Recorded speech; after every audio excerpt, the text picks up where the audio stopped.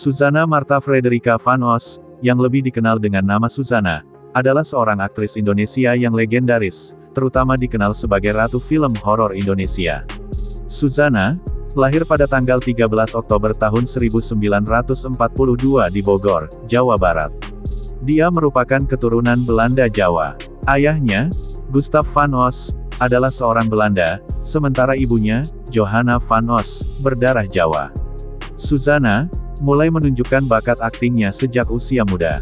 Suzana memulai karir filmnya pada usia 16 tahun dengan film Asmaradara, pada tahun 1958. Film ini langsung melambungkan namanya, dan ia dikenal sebagai salah satu bintang muda berbakat di Indonesia saat itu. Selama dekade 1960-an dan 1970-an, Suzana membintangi banyak film yang membuatnya dikenal sebagai Ratu Horor Indonesia. Film-film itu antara lain Bernafas Dalam Lumpur, tahun 1970. Film ini merupakan salah satu film drama yang sangat populer pada masanya. Ratu Ilmu Hitam tahun 1981, film horor ini membuatnya semakin dikenal sebagai ikon film horor. Sundel Bolong tahun 1981, film ini adalah salah satu film horor paling ikonik di Indonesia. Nyi Blorong tahun 1982, film ini juga sangat terkenal dan menambah reputasinya sebagai aktris film horor. Suzana menikah dengan aktor Diki Suprapto pada tahun 1959, dan mereka dikaruniai 3 anak. Namun, pernikahan ini berakhir dengan perceraian. Suzana kemudian menikah dengan Cliff Sangra, seorang aktor yang sering berperan bersamanya di film-film horor juga. Setelah lama tidak muncul di dunia hiburan, Suzana kembali bermain film hantu ambulans pada tahun 2008. Sayangnya, ini menjadi film terakhirnya sebelum dia meninggal dunia pada tanggal 15 Oktober tahun 2008 di Magelang, Jawa Tengah, akibat komplikasi penyakit diabetes. Suzana dikenal sebagai ikon film horor Indonesia, dan banyak filmnya masih ditonton dan dikenang hingga kini. Pengaruhnya terhadap genre film horor Indonesia sangat besar, dan dia tetap menjadi inspirasi bagi banyak aktor dan aktris muda. Suzana, yang dikenal sebagai Ratu Horor Indonesia, memiliki beberapa kebiasaan yang dianggap aneh oleh banyak orang. Berikut beberapa kebiasaan tersebut. 1. Makan bunga melati. Suzana dikenal memiliki kebiasaan memakan bunga melati. Dia percaya bahwa makan bunga melati akan membuatnya tetap awet muda dan cantik. Kebiasaan ini juga dikaitkan dengan perannya sebagai sosok mistis di banyak film horor.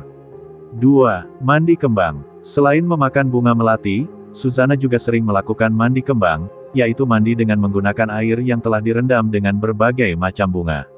Mandi kembang ini dipercaya memiliki manfaat spiritual dan estetika. 3. Meditasi di tempat angker. Suzana dikenal sering melakukan meditasi atau bersemedi di tempat-tempat yang dianggap angker atau memiliki aura mistis.